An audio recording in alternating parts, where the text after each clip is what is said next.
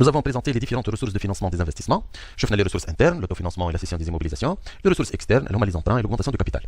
بقى توا كيفاش نختاروا ما بين هذه الريسورس هذوما؟ بطبيعة الحال أول كريتير دو شوا سي لو كريتير كو. يلزمنا نلوجوا الكلفة نتاع كل سورس دو فينانسمون ونختاروا لو سورس دو فينانسمون qui donne le coût le moins cher. Le calcul du coût, ça se fait de la manière suivante. كل source de financement عندها des encaissements وعندها des décaissements. Que ce soit باش ناخذ crédit, que ce soit autofinancement, que ce soit cession, عندنا encaissement وعندنا décaissement. La différence ما بيناتهم ما بين l'encaissement et le décaissement يعطينا les flux nets de trésorerie. Et donc le coût de la source de financement sera la somme des flux nets de trésorerie générés par cette source de financement. بطبيعة الحال on doit ensuite les actualiser. Mais on va prendre des exemples où bien sûr le calcul de coût va être présenté dans un tableau qui va nous faciliter la tâche. Les responsables de la société Fruits de Mer doivent choisir entre une des modalités de financement suivantes, soit par les fonds propres de l'entreprise, soit par un emprunt bancaire. On vous donne les informations suivantes. Le coût d'investissement est de 120 000 dinars, la durée de vie de l'équipement est estimée à 5 ans, la durée du projet est de 4 ans, la valeur résiduelle, fin de la quatrième année, yani bad mayouf à l'investissement, 24 000, bien sûr elle est différente de 0 à la durée de vie de l'investissement 4 ans, alors que la machine peut servir pour 5 ans. Le taux d'impôt est de 25% et le taux d'actualisation est de 10%. Premier mode de financement est le financement par les fonds propres. On vous demande de compléter le tableau de calcul du coût net de financement ci-dessous. Donc nous avons le tableau suivant. Ce tableau va nous permettre de calculer le coût, du mode de financement par les fonds propres, yani le taux financement.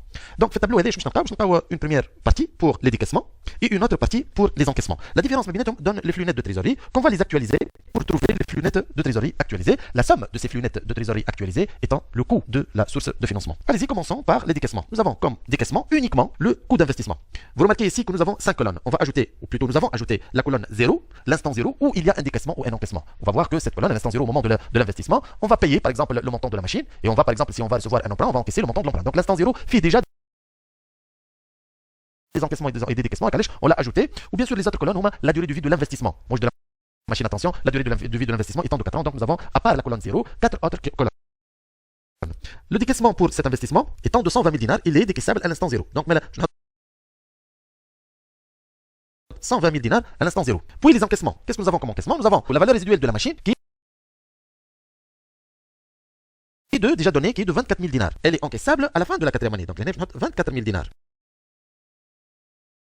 Nous avons encore comme encaissement l'économie d'impôt sur les amortissements. L'économie d'impôt étant l'amortissement de la machine fois 25%. Alors, le taux d'impôt. L'amortissement est une charge non décaissable. C'est une charge qui va baisser le résultat.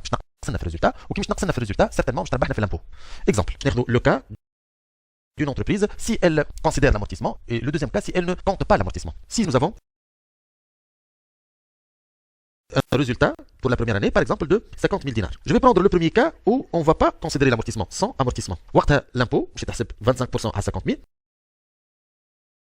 Donc 0,25 fois 50 000, ça donne 12 500 dinars. Le deuxième cas, on va considérer l'amortissement, avec amortissement. Le résultat de la première année, c'est 50 000 moins l'amortissement de cette machine qui est de 24 000 dinars. L'amortissement, je peux le mettre ici. Il y a V0 sur N, V0 هو 120 000 dinars sur 5 ans. La machine, je dois l'équipement, je n'ai 120 millions. Et durée de vie de 5 ans, donc l'amortissement annuel, la dotation aux amortissements est 24 000 dinars. Mais le résultat de la première année, je coûte 50 000 moins 24 000 est égal à 26 000 dinars. L'entreprise va payer des impôts dans ce cas uniquement sur le 26 000 dinars fois 0,25 est égal à 6 500. Vous remarquez bien que les impôts ont diminué parce que nous avons compté et considéré l'amortissement. Mais l'amortissement, il va nous bénéficier d'une partie de l'emprunt.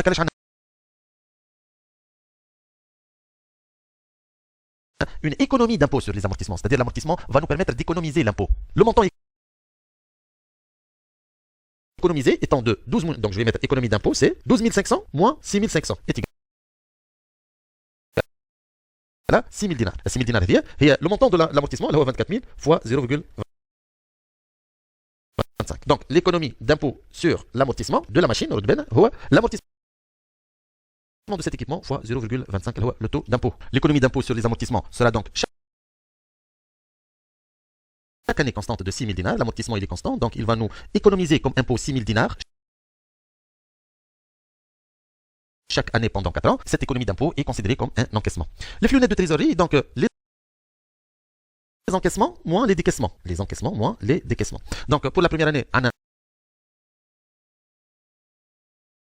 comme encaissement 0, moins décaissement 120 000. Donc on a moins 120 000 dinars. Ensuite, 6 000 dinars,